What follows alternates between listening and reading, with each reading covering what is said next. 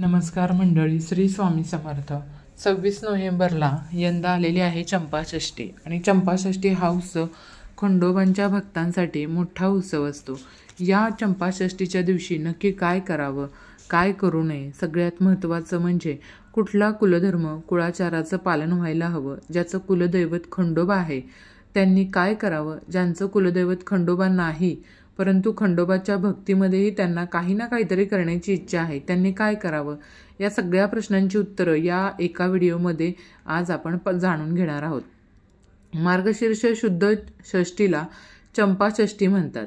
मार्गशीर्ष शुद्ध प्रतिपदेपासून मार्तंड भैरवाच्या अर्थात खंडोबांच्या षडयात्रा उत्सवाला, ज्याला आपण खंडोबाची नवरात्र असं सुद्धा म्हणतो, त्या उत्सवाला सुरुवात होते. यंदा हा उत्सव 21 नोव्हेंबरपासून सुरू होतोय ते 26 नोव्हेंबर खंडोबाची नवरात्र असणार आहे. अर्थात खंडोबाचा षडरात्र उत्सव असणार आहे आणि 26 नोव्हेंबरला आहे चंपाषष्ठी. पूर्वी मणी आणि मल्ल या दैत्यांनी लोकांचा खूप छळ केला होता. तेव्हा भगवान शिवशंकरांनी मार्तंड भैरवाचा अवतार धारण केला आणि दैत्यांशी मोठं युद्ध केलं. तो दिवस होता मार्गशीर्ष शुद्ध षष्ठीचा आणि हे युद्ध झालं होतं चंपक वनातच. मणी मल्ल दैत्यांचा भगवान शिवशंकरांनी वध केला होता. तेव्हापासून ही षष्ठी म्हणजे चंपाषष्ठी म्हणून ओळखली जाऊ लागली. मणी मल्ल दैत्यांचा वध करणारे भगवान शिवशंकर म्हणून त्यांना मल्हारी, मार्तंड, खंडोबा, खंडेराय अशा नावाने ओळखलं जाऊ लागलं. पण एका अर्थाने ही शिवपूजाच आहे. अनेकांच्या घरी हा कुलाचार म्हणून केला जातो. पण तुम्ही सुद्धा चंपाषष्ठीच्या दिवशी खंडोबाची पूजा नक्कीच करू शकता.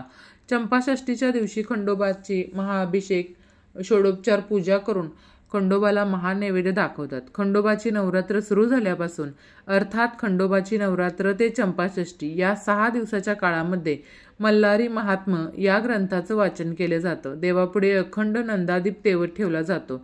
खंडेराय मणी मल्ल दैत्यांवर विजय मिळवून ऋषींच्या विनंतीवरून लिंग रूपाने प्रकटले. चंपाषष्ठीच्या दिवशी खंडोबाच्या कुलधर्म कुळाचारामध्ये खंडोबासाठीचं जागरण, त्याचबरोबर तळी भरणं असे विधी येतात. बघा, नवरात्रीच्या पहिल्या दिवशी अर्थात यंदा 21 नोव्हेंबरला घटस्थापना झालेली आहे.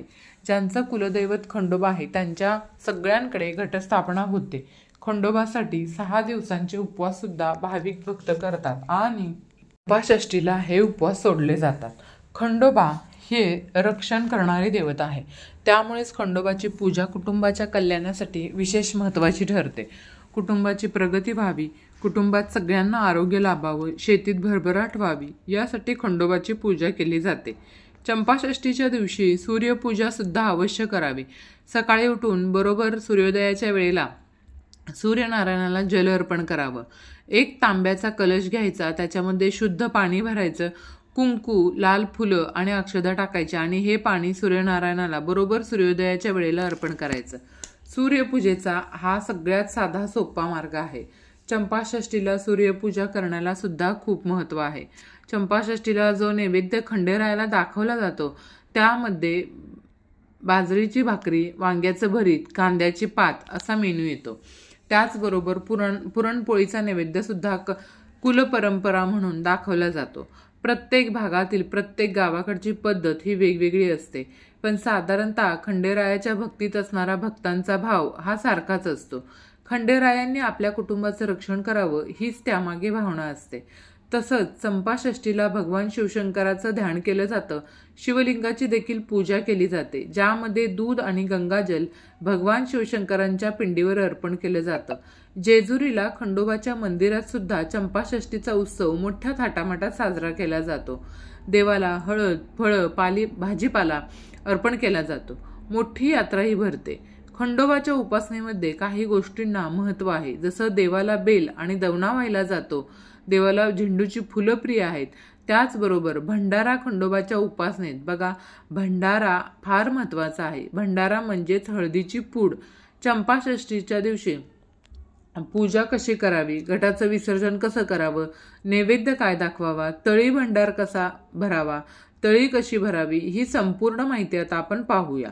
चंपाषष्ठीची पूजा कशी करावी, तर ही पूजा आपल्याला करायची आहे सकाळी लवकर उठून स्नान करायचं, स्वच्छ वस्त्र परिधान करायचं. नेहमीप्रमाणे आपल्याकडे घटस्थापना असेल घटाची पूजा करून घ्यायची, पंचोपचार पूजा करा, हळद कुंकू अक्षदा फुलं व्हा, त्यानंतर पिवळ्या फुलांची माळ घटाला अर्पण करावी।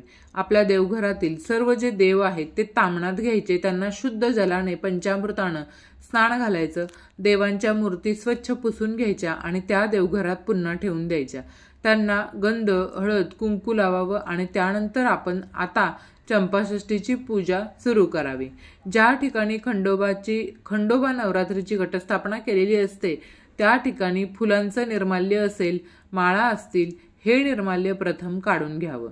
पूजेची जागा स्वच्छ करावी, आपल्या कपाळाला कुंकू लावावं, महिलांनी हळद कुंकू लावायचं। त्यानंतर शुद्ध तुपाचा दिवा लावून घ्यायचा, दिव्याला गंध अक्षदा फुलं व्हायची, त्यानंतर गणपती बाप्पांचं स्मरण करायचं।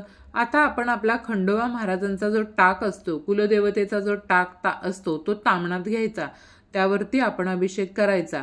तामणामध्ये खंडोबा महाराजांचा टाक घेऊन ओम श्री मार्तंड भैरवाय नमः हा मंत्र म्हणायचा किंवा खंडोबा महाराजांचे ध्यान करावं आणि टाकावरती एक पळी शुद्ध जल व्हायचं।